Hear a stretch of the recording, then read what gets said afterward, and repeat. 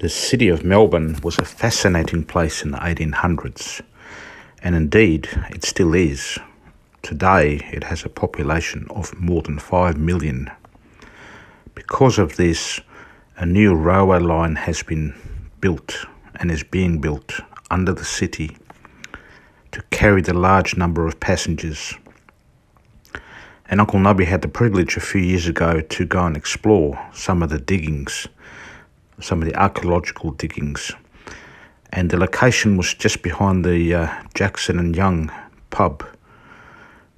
And the place was known as the Gippsland Hotel, and before that it was known as the Freemasons Hotel. And here you can see some of the facade of the Gippsland Hotel that I found online.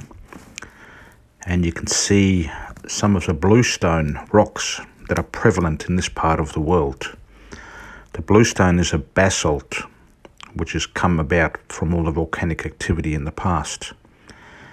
And the bluestone, coincidentally, was quite often used as a ballast material, for the ships came from Europe with a full load and then they were going back empty. So quite often they were stabilised using bluestone. So you can find this bluestone in Europe. And here is a photo of the cellar at the Gippsland Hotel. And another photo of the barrel pit, where I guess they kept the wine or the beer or whatever in barrels. And here is some of the other things they found at the excavation site, which are some bottles that were made to not be able to stand up. So I'm not sure why that is, but you had to lie them on their side. And here are some old aftershave bottles.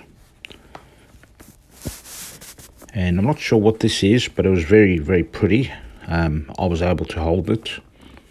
It looks very oriental, so it could have come from China or something like that.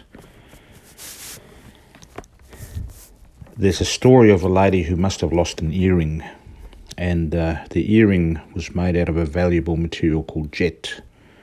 And you can read it. I don't need to read it out to you, but it's amazing to think that more than 100 years later we found the earring. And here's some animations to maybe imagine how she might have lost the earring. Maybe she was walking along the veranda and fell down the floorboard and was unable to be retrieved. Here's a photo of a gold nib, and it basically says the gold nib replaced the goose quill, and you can read about that. And here are some pictures of some toys that they found at this site. And the one that I find quite interesting is the one about the frozen charlotte. And when I googled, I could read about the frozen charlotte, and it basically was a story that seems to be coming out of Germany about a couple that were going to a ball, and the lady was too vain to cover up with blankets, and she froze on the way to the ball. And so they used the story to guilt trip kids or to scare them into rugging up at night time.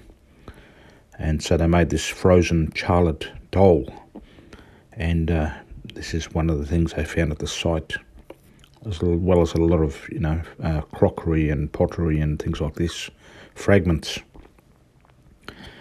And there's an interesting story of a dentist who operated at the site behind, and I think he was a bit of a dirty dentist. And here's an ad about his practice. And the reason I say he was a dirty dentist is because they found about 1,000 teeth in the pipes from the plumbing at the dentist. You'd think he could have thrown it in the bin. Anyway, a fascinating day out, and makes you wonder what is lying underneath us as we walk around the city and our towns. Have a great day.